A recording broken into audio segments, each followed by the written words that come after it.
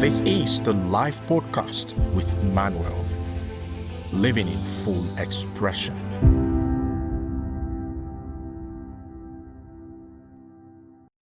Most people treat potential as something they are working towards, a future version of themselves they've not yet earned the right to claim.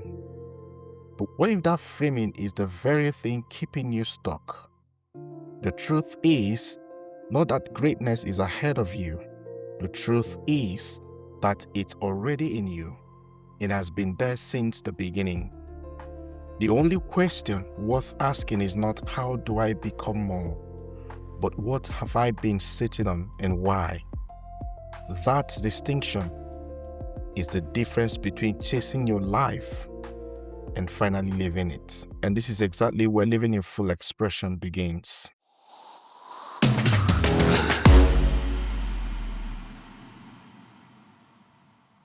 Welcome to the Life Podcast with me, your host, Manuel. And in today's episode, we're going to be talking about identifying and deploying the greatness you already have inside of you. I want you to imagine for a moment, picture a room, a television studio, hundreds of people in the audience, phones out, ready to judge, 3 judges behind a long desk, arms crossed, eyebrows already raised. A woman walks out onto that stage. She's 47 years old. She lives alone in a small Scottish town.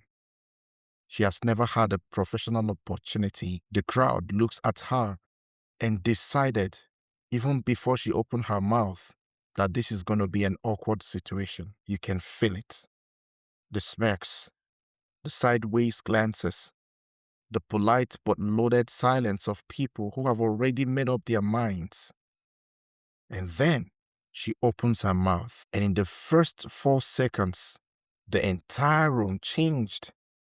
Not because she became something, not because she transformed, but because what was always inside of her finally had a stage. And I want to talk to you today about that gap, the space between what is already inside you and the life you are actually living. Because here's what I know from working with high performers and entrepreneurs who have built impressive lives on the outside while quietly sensing something essential is still waiting to be expressed. Most people never deploy themselves fully, not because they lack the gifts, but because they've never been shown how to identify it, trust it, or give it the right environment to emerge. So if you're ready, let's get started.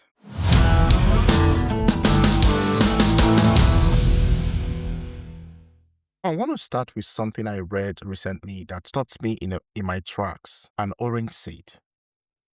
Small, unassumingly, completely unremarkable to the eyes. Contains inside is the full blueprint of an orange tree. Not a version of the tree, not a draft. I mean the whole thing, the roots, the branches, the fruits, the next generation of seeds. Everything the tree will ever be is already present in that tiny, silent package. And here's the line that hits me hardest in that article. The seed does not need to become an orange. It already is one. Think about what that means for a moment. If that seed could speak and said, I'm an orange, someone might laugh. You don't look like one. Stop bragging. But the seed would not be lying. It will not be arrogant. It will simply be telling the truth about its nature. What it needs is not more potential. What it needs is the right environment, the right soil, the right water, the right condition for what is already inside to manifest. Now, I want you to hear that as your own story, because every person listening right now, that includes you, carries inside of them a seed of greatness, a unique configuration of talent, insight, experience, and capacity that belong to them alone.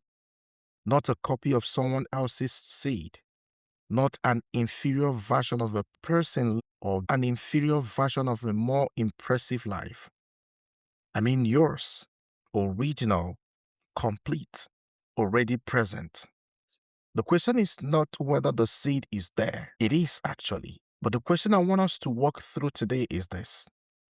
Why are so many people sitting on that seed, sometimes for decades, without ever putting it to the right soil? And I want you to think about your smartphone right now. Possibly that's where you're listening to this podcast with. When you open the box on a brand new phone, the manufacturer had already installed everything that the phone will ever need to function.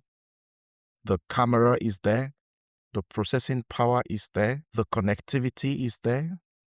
None of that appeared because you wished hard enough for it to be there. It was already built in by design. But if you never learned the interface, if you never understand what your phone is actually capable of, you will spend your life using it to just scroll the social media when it was built to run complex applications, navigate across continents, and communicate with the whole world. Most people are living at 2% of their phone's capacity. Not because the phone is broken, but because no one ever showed them the full functionality. And worse, they never stop to figure it out for themselves, or probably they are being stopped by fear. And that is what we're going to be doing today. So we're going to be opening the manual and seeing how you can begin to explore and deploy your potentials. Now, I want to take you back to April the 11th, 2009. A 47-year-old woman named Susan Boyle. She walked on the stage of the Britain's Got Talent, and she was from Blackburn, a small industrial town in West Lothian in Scotland. She was the youngest of 9 children. From early in her life, she had been diagnosed with learning disabilities, and she spent years being teased and bullied for it. She had never had a professional music opportunity. She had been singing in her local church choir, attending acting school in Edinburgh, quietly entering small local competitions, carrying this gift she had been given, tending to it in the small spaces life allowed for her, with no stage, no audience, and no validation from the world. Her mother had always believed in her, had encouraged her to audition for the show. Then, in 2007, her mother passed on, and then Susan stopped singing for almost 2 years. Grief has a way of silencing us when we are most afraid that the voice was not really ours to begin with. But then in late 2008, she applied to this audition, not really to become a famous woman, but to honor her mother's belief in her. Then she walked onto that stage, and the room, every single person in it, had already written her off. You need to see their faces. You can watch the footage. I've also attached that to the show notes. You can see the audience exchanging glances. You can see the judges leaning back, arms folded, waiting for it to be over. And then she sang. The first note, then the second, and within 4 bars of I Dreamed a Dream, something happened in that room that you cannot fake and cannot manufacture. Every jaw dropped. The first judge shut upright. The audience began to raise. By the end of the first verse, the entire room was on its feet. What changed in those 4 bars? Nothing changed about Susan. The voice she walked in with was the same voice she had carried her entire life. The gift was not new. The seed was not new. What changed was the environment, the courage, and the audacity to step out. For the first time in 47 years, she was in a space that could receive what she had always been carrying. Her debut album reached #1 in the UK. She went on to sell 25 million records worldwide. She has performed for president and on stages across the globe. And here's what I want you to know, to sit with. And I mean really sit with. What did the world almost miss? What did Susan almost never give us? Because she walked through decades of an environment that was not built to receive her. And then the hardest question, what are you carrying right now that the world has not yet received? Not because it is not there, but because you have not yet found the right soil, or you have not found the courage to bring it forth. I want to stop explaining now and do some real work with you.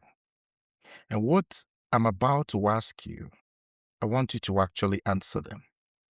Not in your head as the speed of reading, I mean out loud in writing, and genuinely pause before you move on, because this matters. And as always, I'm going to put this in layers so that we can go deeper in understanding what is this you carry inside of you. Now, let's look at layer number 1, the surface awareness. So the first question here is this. If someone who loved you completely, who had no agenda and no fear, looked at your life right now, what gifts or capacity in you would they say you are still sitting on?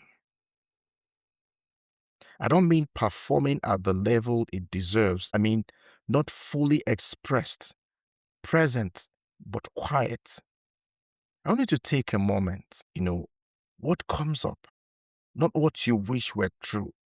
I mean, what do you already know is true? Because most of us already have the answer to that question. We have had it for years. The thing that arrives when we're almost honest, usually in the car or at 2 a.m. or in a rare moment of stillness, is not a mystery.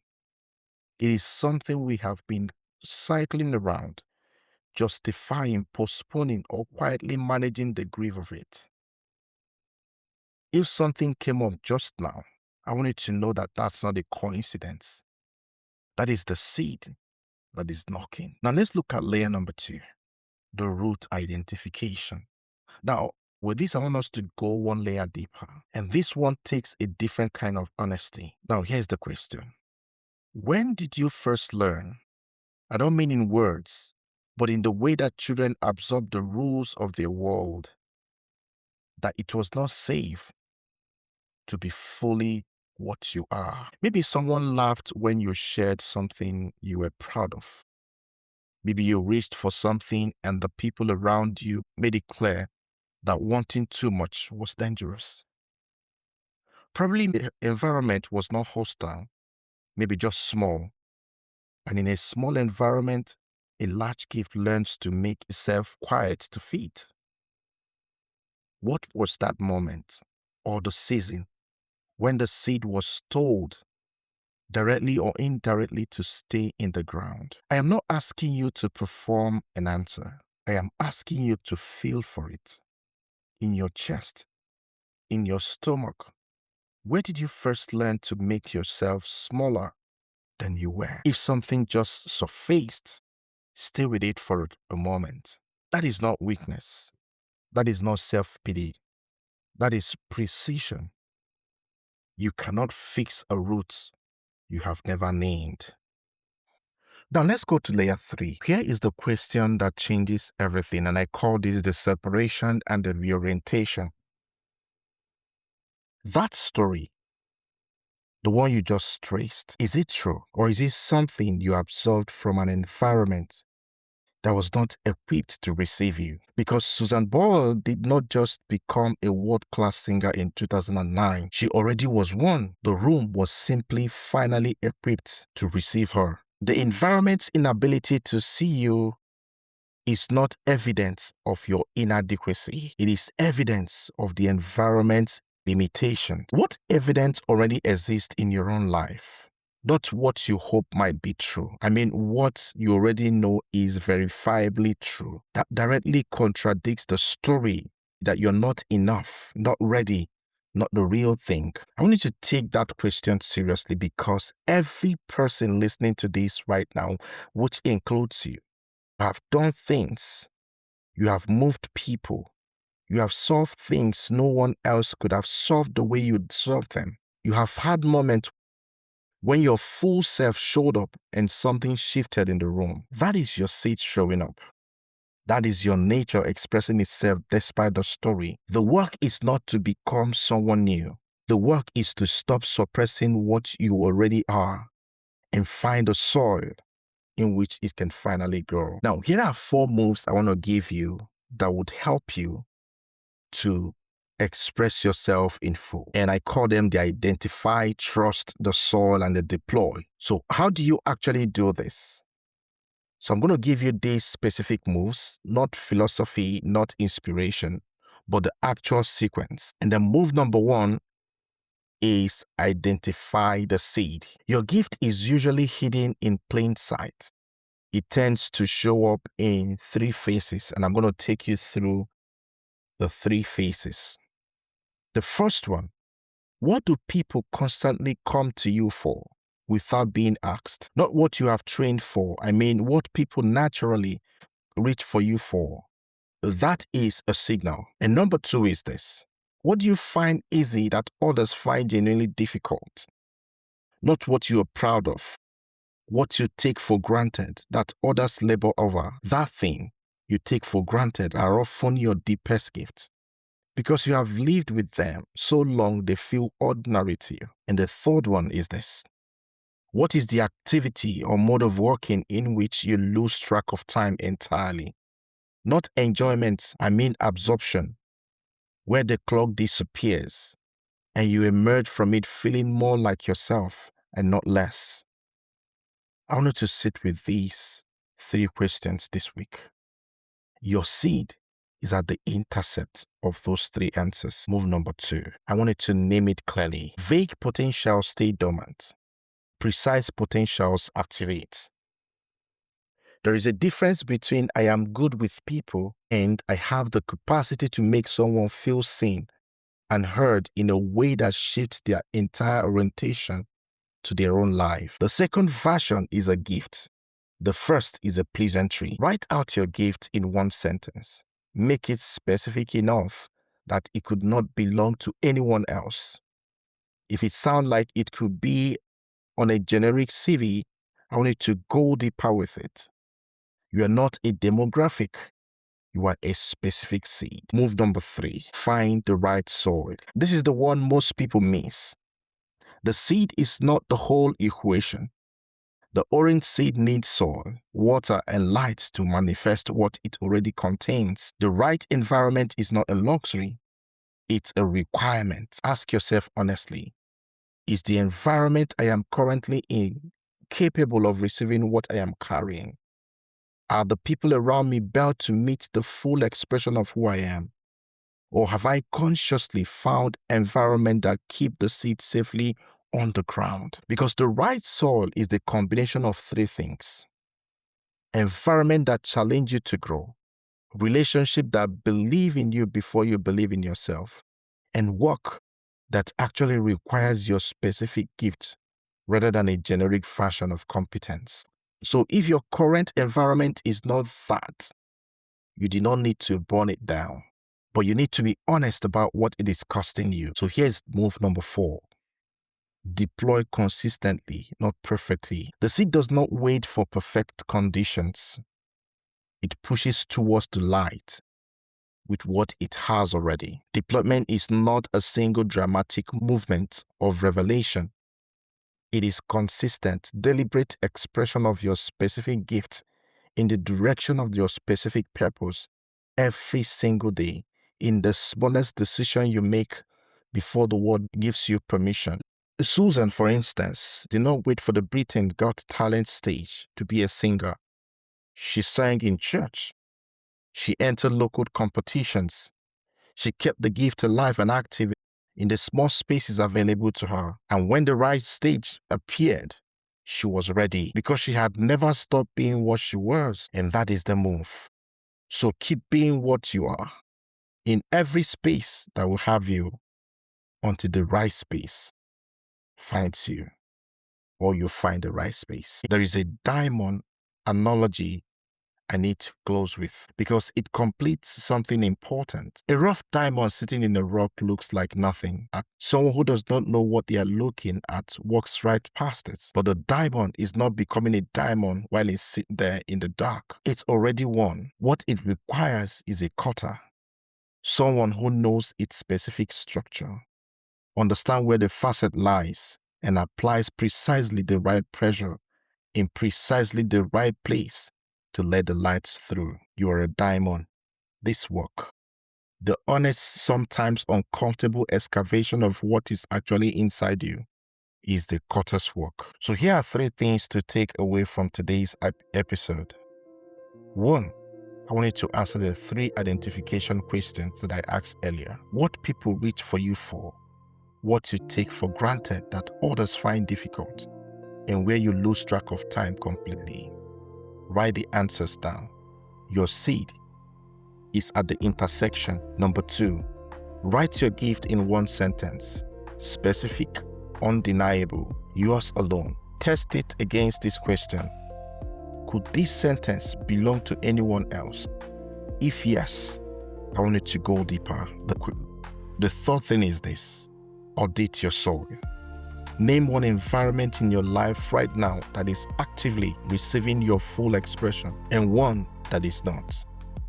You do not need to act on that audit today, but you need to see it clearly. And in the premium worksheet for this episode, it walks you through all the 3 of these exercises in depth. And that includes all the 4 moves framework and a commitment contract for the next 30 days.